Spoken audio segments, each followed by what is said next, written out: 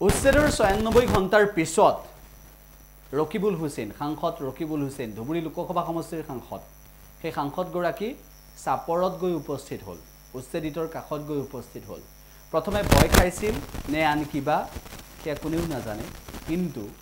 ৰকিবুল হুছেইনে সাংসদ ৰকিবুল হুছেইনে ইয়াৰ কাৰণ অন্য দেখুৱাবলৈ গৈছিল কিন্তু ৯৬ ঘণ্টাৰ পিছত চকু পানী টুকিলে গৈ সাংসদ ৰকিবুল হুছেইনে আৰু তাৰ পিছত ৰকিবুল হুছেইনে সাংসদ ৰকিবুল হুছেইনে কি মন্তব্য কৰিলে সেয়া আমি আপোনালোকক শুনাব বিচাৰিছো মানুহখিনিক দেখা কৰিবলৈ মুখ দিয়া নাই এনেকুৱা এটা কৰিছে যে টেটু চাপি গোটেই মানুহখিনিক মাৰি পেলাব মানুহখিনিৰ অৱস্থা চাচোন কি হাহাকাৰ লাগিছে আজি আপোনালোকে পানী এটুপো দিয়া নাই পানী আনিব পানীখিনি আপোনালোকে দিবলৈ বাধা দিছে গতিকে এই কথা বতৰাবিলাক অতি বেয়া হৈছে মুখ্যমন্ত্ৰী ডাঙৰীয়া অকণমান আপুনি এই কথাবিলাক আপোনালোকে চাওক আজি ইয়াত যুগ যুগ ধৰি মানুহসকল আছে এই লোকসকলৰ আপোনাৰ ইয়াত যিসকল পট্টা মাটি আছে সেইসকলৰ সুকীয়া কালি হাইকোৰ্টে আপোনাৰ ৰায় দিছে ইয়াত যে যিসকলক পট্টা দিছে সেই পট্টাৰ মানুহসকলক কোনো ধৰণৰ আপোনাৰ উচ্ছেদ নকৰিব প্ৰপাৰ আপোনাৰ যিটো চিষ্টেম সেই চিষ্টেম বাদ দিয়ে হাইকোৰ্টৰ অৰ্ডাৰ মানা নাই কৈছে যে নটিচ দিব লাগে নটিচ দি 15 দিনৰ ভিতৰত নটিচ যাতে তেওঁলোকে কোৱাৰ পিছত এটা নিয়মত আপোনালোকৰ উচ্ছেদ হ'ব কোনো নিয়ম কানুন মানা নাই আৰু সেইকাৰণে ইয়াৰ মানুহসকলেও আপোনাক কৈছে যে যিসকলে নিয়ম মানা নাই মুখ্যমন্ত্ৰীৰ কথাতে হওক বা যাৰ কথাতে হওক ইয়াৰ যিসকল বিষয়া এনেদৰে কৈছে তেওঁলোকৰ ওপৰত কণ্টেম্প কেছ কৰাৰ কথা কৈছে আজি নহ'লেও কালিতো ব্যৱস্থা হ'ব বিষয়াসকল এনেকৈ আপোনাৰ অমানৱীয়ভাৱে নিয়ম কানুন নামে হাইকোৰ্টৰ অৰ্ডাৰ নামানা হৈছে মই আজি আপোনালোকৰ গোটেইখিনি ঘূৰি আকৌ মই আপোনালোকক গোটেই কাগজ পত্ৰ দেখুৱাম কেনেকৈ হাইকোৰ্টে কৈছে যে আপোনালোকে বৈধভাৱে এই মানুহসকলক সংস্থাপন নকৰাকৈ আপোনালোকে ক'তো তেওঁলোকক নেখেদিব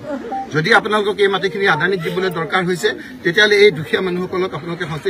এটা এটা প্ৰাথমিক দায়িত্ব চৰকাৰখনৰ এতিয়া চৰকাৰে এটা উপলুঙা কৰে চৰকাৰখনে আপোনাৰ বিভিন্ন ধৰণেৰে আপোনাৰ এই মানুহখিনিক উপলুঙা কৰে এইখিনি যেন মানুহে নহয় কথা কি সেইটো কম কিছুমান মানুহক আকৌ উচতাই দিছে কিছুমান মানুহে কথা ক'ব পাৰে কিছুমান মানুহে নোৱাৰে আমি আহোঁতে পুলিচ আমাক বাধা দিছে কালি কিন্তু বাকী দলবিলাক আহিছে সিহঁতক বাধা দিয়া নাই এই দুখীয়া মানুহসকলক এইটো পানী দিবলৈ এইটো খোৱা বস্তু দিবৰ কাৰণে আজি অসুবিধা কৰিছে মানুহসকল আজি কোৰ্টৰ ৰায় মানা নাই চৰকাৰখনে গতিকে আজিতো আপোনাৰ উভতবোৰে নাচিছে ঠিকে আছে মুখ্যমন্ত্ৰীটো কৈ দিব যে মইতো যি নিয়ম কানুন মানি পেলাই কৰিব দিয়া কৈছিলো কিন্তু যিসকল বিষয়াই সেই হাইকোৰ্টৰ বাধা থকা সত্ত্বেও ষ্টে অৰ্ডাৰ থকা সত্ত্বেও হাইকোৰ্টে এটা আপোনাৰ নিয়ম মানি দিয়াৰ পিছতো সেইখিনি যদি নটিচ চটিচ নিদিয়াকৈ আপোনাৰ যিখিনি কৰিছে সেইখিনি আজি অৰাজকতা হৈছে এই মানুহখিনি আদালতৰ ওচৰত যাব আজি নহ'লেও কালি আপোনাৰ বিচাৰ পাব এই বিচাৰত আমি আইনৰ সকলো ধৰণৰ সহায় কৰিবৰ কাৰণে আমি প্ৰস্তুত আৰু এই লোকসকলক যদি যিসকল ভূমিহীন সেইসকলক সংস্থাপনৰ দায়িত্ব আমি ল'ব লাগিব সেইটো আমি ল'ম সংস্থাপন আমি দিব লাগিব তেওঁলোকক ঘৰ দিব লাগিব ক'ত থাকিব মানুহখিনি পেটৰ বুকত কলমলাই আছে সেইকাৰণে আমি ইয়াত আহিছো মোক আজি আহিবলৈ দিয়া নাই আগতে মোক কৈছে ইয়াতে যাবগৈ লাগে আৰে মই ইয়াত মানুহ আকৌ বিভিন্ন ক্ষেত্ৰত আপোনাৰ যিসকলে এই তেওঁৰ কথা মতে চলা বিভাগ কৰে সেইসকলে আকৌ আপোনাৰ যেন আমিহে গভৰ্ণমেণ্ট আমি গভৰ্ণমেণ্ট নহয় নহয় গভৰ্ণমেণ্ট আজি বেলেগ গভৰ্ণমেণ্টেহে ভাঙিছে সেই গভৰ্ণমেণ্টে ভাঙা মানুহখিনিক তেওঁলোকৰ পক্ষ লৈছে কোনে লৈছে কি নাই আজি মই সেইখিনি কথা ক'ব খোজা নাই সেইকাৰণে মই কৈছো যে এই দুখীয়া মানুহসকলৰ অকণ কান্দোনটো যি হওক মানুহ আমিতো দানৱ নহয়